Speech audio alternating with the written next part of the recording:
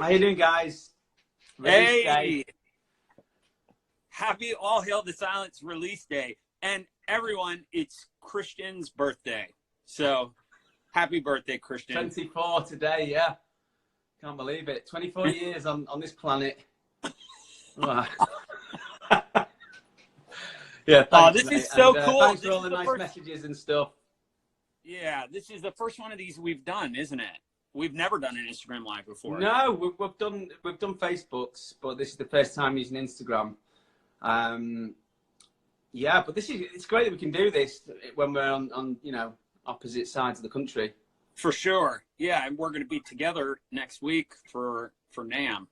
Yeah, so we just wanted to come on today and just say, it's a very exciting day for us and a proud moment for us to actually be releasing the whole record. Oh, it's so exciting. Guys. It's been a labor of love for a few years, and yeah, we couldn't be more thrilled about today. And yeah, number 17 in the American pop charts. It's crazy, incredible. So yeah, thanks to everyone who's pre-ordered and got involved and been supporting us. We really appreciate it.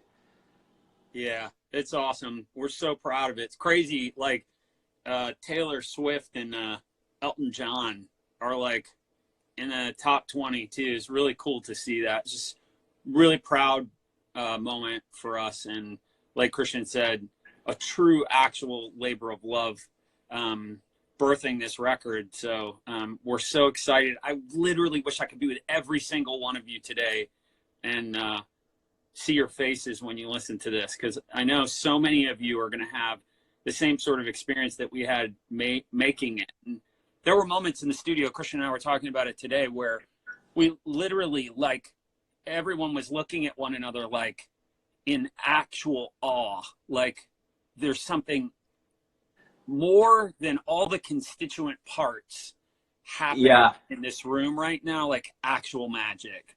So it was a crazy experience. It was something I'll never forget, making this album together. And yeah, it's great to be out, and it's on my birthday as well. Great birthday. Yeah. So yeah, we just wanted to jump on and say hi. And what's your guys' favorite songs? Hey, Christian, I've got a great idea. Well, it's not a great idea for you. So everyone, okay, you guys, we need to all gang up on Christian, okay, on his birthday and bully him into having, I said bully, that's like a taboo word. You're not allowed to say that word anymore. And bully him into having a release party at a roller skating rink is what we want to do. Yeah, but roller skates are my glass ankles. He told me he has glass ankles. I had see my soccer injury, my football injury. It says the doctors on the release form. It said roller skating. But yeah, we want to. You don't have to roller skate, Christian. We could just play it at the roller skating rink. Yeah, there's a bar there, right? Brilliant. And and I'll laugh at you. I'll skate past you at the bar and laugh every time as I go past. And you'll look great in the next video on crutches. It'll look really good. Okay, whatever. So anyone, yeah, work on Christian, guys. I'm all in for that. We just got to talk Christian into it. Well, let's see. Okay. What's his space? So, guys, you've been listening to the album. What's your favorite tracks off the album? We're excited to be able to go out on the road. We can't announce any dates yet, but very soon we'll be announcing something, won't we? Summer tour. We can announce how long it's going to be. We're going to be out for over a month. So chances are, wherever you are, we're going to be coming pretty close. Just a kind of ironic aside right now, I'm using a Fairlight as an iPhone stand. Like, that's actually happening right now. That's pretty elaborate, mate. That's above and beyond, Yeah, Fairlight Series 3 is an iPhone stand. Who would have thunk it? So, yeah, you guys ask us some questions, please. Like, we're so excited to hear your feedback. And like Christian said, your favorite songs. If anybody's got any cool questions.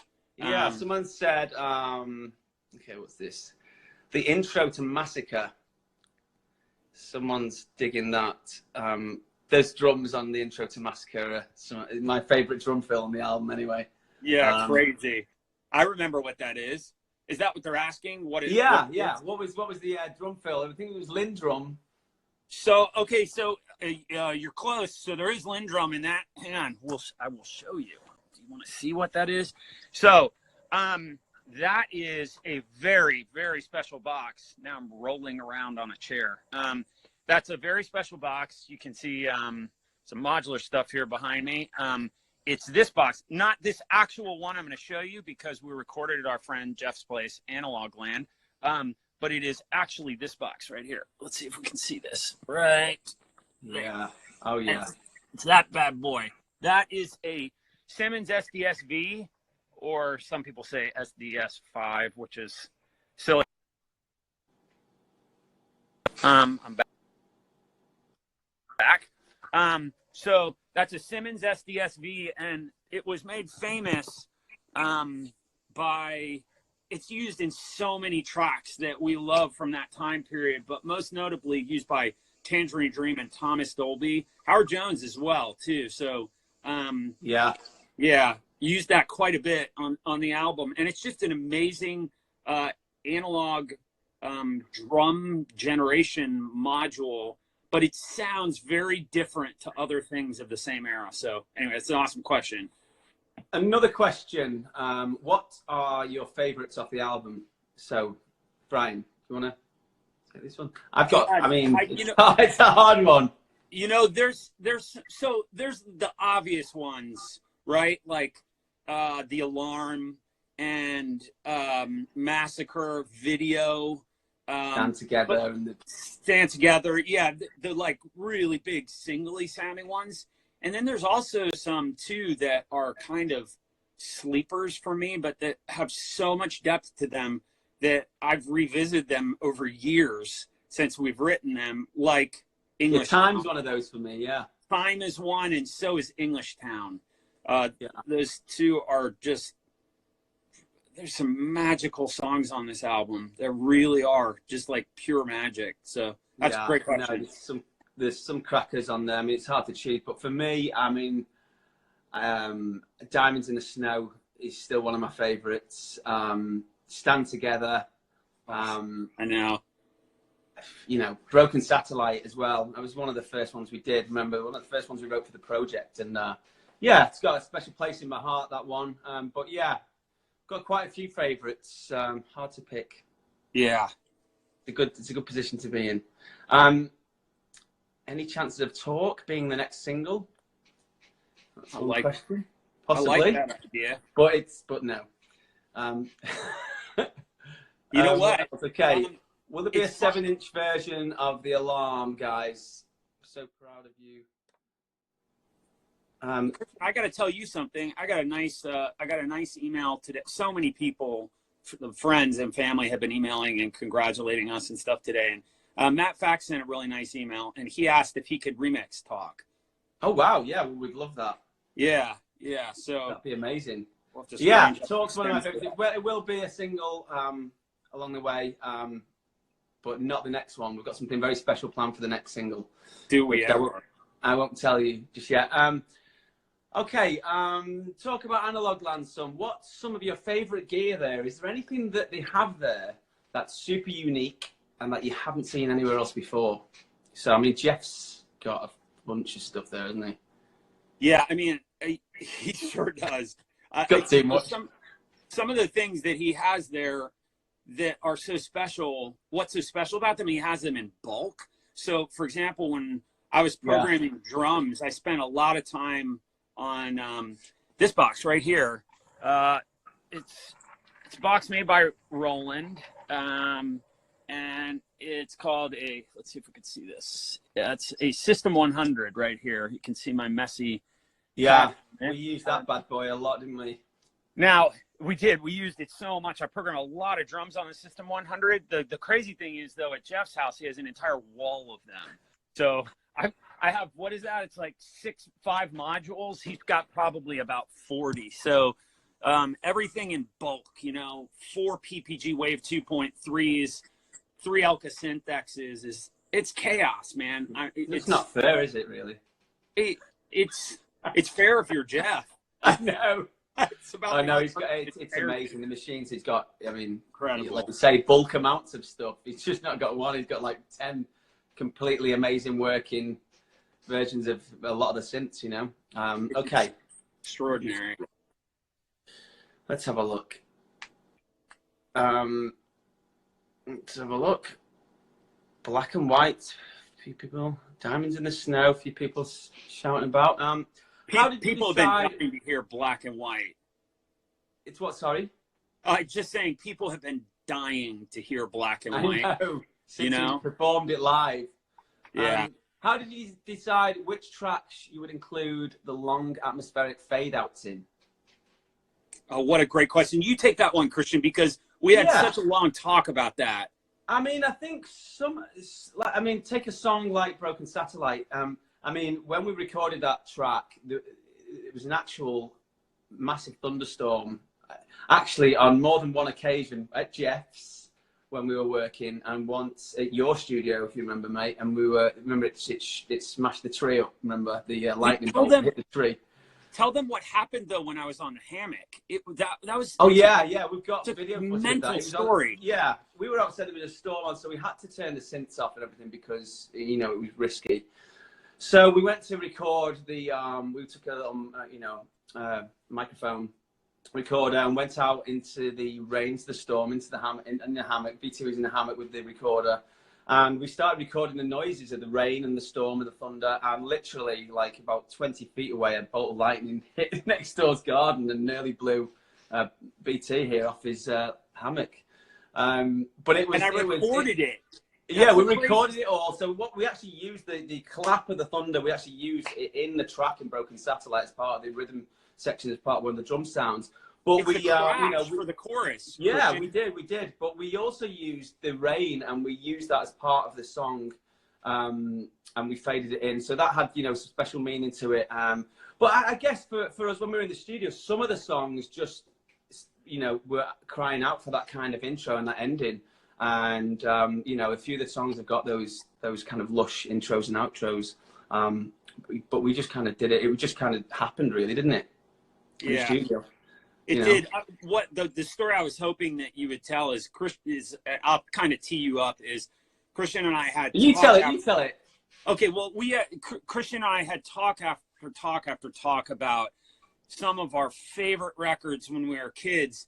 That you would sit there with the cassette or the record, and you would turn the record player up as the fade out was coming in, because some of the coolest bits in the record happened right at the fade out where it was barely audible. Yeah, that's right. Some of my favorite like ad libs and stuff, I would wait, on a Beatles album, Paul McCartney would sing some like part at the end, and it'd be like right at the end, just before it goes up, and I'd be cranking it up, and it was like those little Easter eggs with some of my favorite, memories when I was little, just kind of listening to those. And we definitely included some of those little Easter eggs in the vocals. I did in the vocals and fade outs, and in parts in the instruments as well. We played in the fade outs. So anyway, there's your answer, a long answer about that.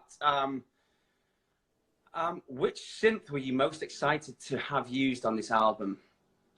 Oh, I could never pick one. I mean, there's so many instruments that were so instrumental in making of this record. I mean, I could rattle off a couple.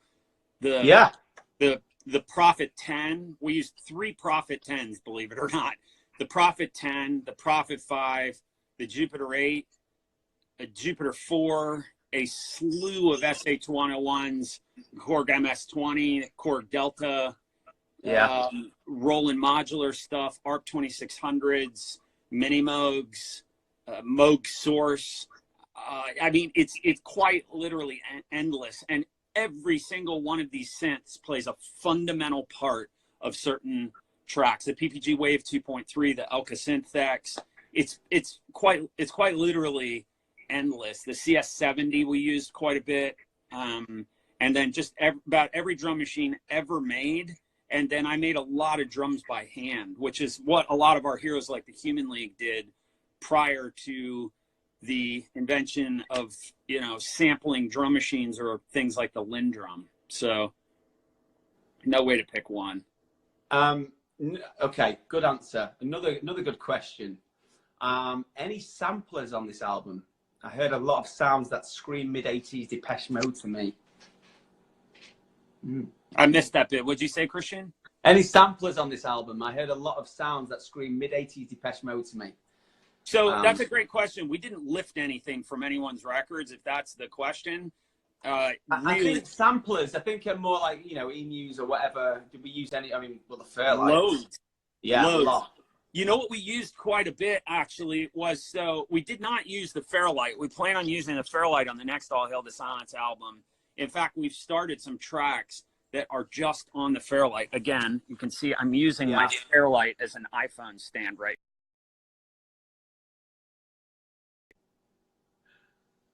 Okay, what we used quite a bit, Christian, is we used that Oberheim sampler that allows you to load E2 and Mirage sounds. So we used the Mirage quite a few times. We used the E2. We used an E3.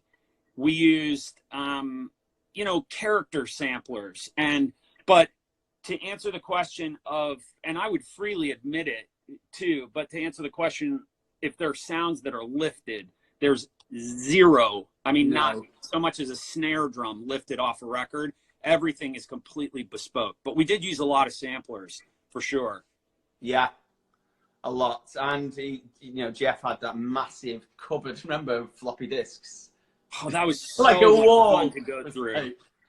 It's pretty incredible going through some of those sample libraries too, to realize how many samples were used in records that are famous records by people like, you know, Prince or Jimmy Jam and Terry Lewis, or the time that were from factory libraries, you know. So it was interesting to find some of that kind of stuff. So yeah, we did use a lot of samplers for sure as well.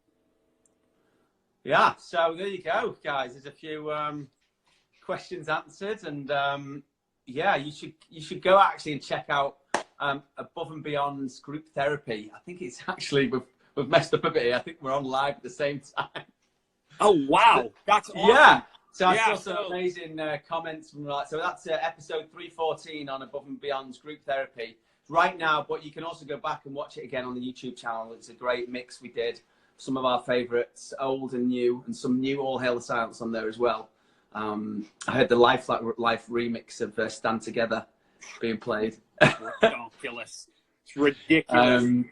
So much love to you guys. Thank you so much for supporting us and supporting this record. And it's such an honor to be able to share this with you guys. And on Christian's birthday, it's a really special day for us. So thank you guys. So yeah, I just want to double, you know, what you just said, mate. Just thanks to everyone for supporting and pre-ordering and buying the album today, playing it and sharing it. And yeah, we can't wait to do more. We can't wait to get out on the road and yeah, see you on the stage. Awesome. Great.